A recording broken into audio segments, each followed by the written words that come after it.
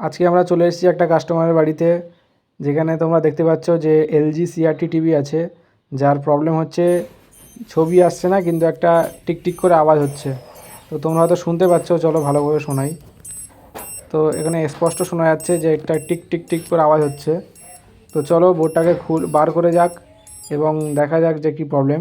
জ্যাকগুলো খুলে নেই, ডিকোজিং এবং এই ধারে সাউন্ডের জ্যাক আছে, এটাকে খুলে নিলাম, বোর্ডটাকে উল্টে নিলাম। এখন আমরা আরেকবার লাইন দেবো এবং সাপ্লাইগুলো চেক করব। প্রথমে চেক করব ইএইচটি সাপ্লাইটা বার হচ্ছে কি না। তো দেখতে পাচ্ছ যে সাপ্লাই বার হচ্ছে না, ফ্লিকারিং হচ্ছে। তো আমরা এবারে দেখব যে পাওয়ারের যে মেন ফিল্টার ক্যাপাসিটার ওটা চার্জ হচ্ছে কি না। তো দেখতে পাচ্ছি চার্জ আছে, তো এটাকে আমাদেরকে ডিসচার্জ করতে হবে। তার জন্য একটা 100 ওয়াট বাল্বের সাহায্য নেব। তো 100 ওয়াট বাল্ব নিয়ে এটাকে ডিসচার্জ করে নিলাম।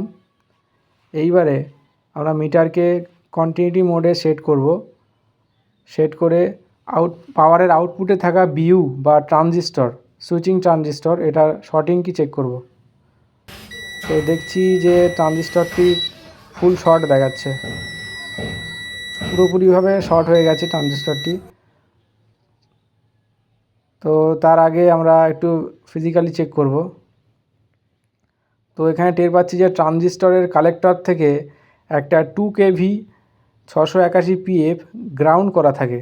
এই পিএফটি পুরোপুরিভাবে পুড়ে গেছে, অর্থাৎ এইটি সম্ভবত শর্ট হয়ে গেছে। তো এটাকে প্রথমে তুলে নেব। তার জন্য আমরা ডিসোল্ডার উইকের সাহায্য নেব।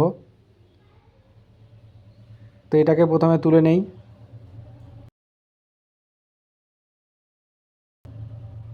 তো দেখতে পাচ্ছ যে পুরোপুরি পুড়ে গেছে, শুধুমাত্র দুটো পিন পড়ে আছে। এবার শর্টিংটা আরেকবার চেক করব যে ট্রানজিস্টর শর্টিং আছে কি না। এইবারে আর শর্টিংটা শো করছে না, অর্থাৎ ওই পিএফটাই শর্ট ছিল। তো এইবার আমরা আরও একবার লাইন দেব এবং বাকি যে ভোল্টেজগুলো আরেকবার চেক করব। তো প্রথমে চেক করব ইএসসি সাপ্লাই ঠিক হলো কি। তো দেখতে পাচ্ছি ইএসসি সাপ্লাই ঠিক হয়ে গেছে 111.5। ক্যাথোড সাপ্লাই 193, ঠিক আছে, একদম পারফেক্ট আছে। ভার্টিক্যাল সাপ্লাই দেখে নেই। ভার্টিক্যাল সাপ্লাই -13.7, ঠিক আছে। আরেকটা থাকবে, আরেকটা +13.7, একদম ঠিক আছে। তার মানে সাপ্লাই ওকে হয়ে গেছে। এইবার আমরা নতুন যে আমাদের কাছে 2 কেভি 681 পিএফ আছে, এটাকে আমরা লাগিয়ে দেবো। তো চলো লাগিয়ে দেই।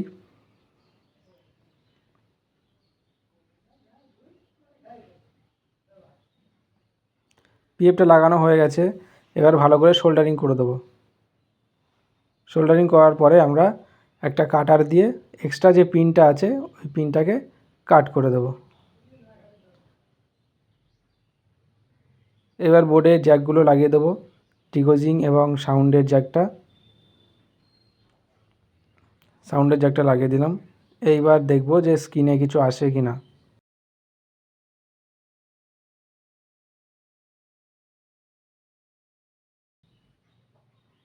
তো লাইন দিয়ে দিলাম, সুইচটা অন করে দিচ্ছি। তো চলো দেখা যাক। তো দেখতে পাচ্ছ টিভিতে স্নোয়িং হচ্ছে, ব্লু স্ক্রিন চলে এসছে। তো সেটআপ বক্স লাগিয়ে দিয়েছি, তো খুব সুন্দর ছবি দেখাচ্ছে।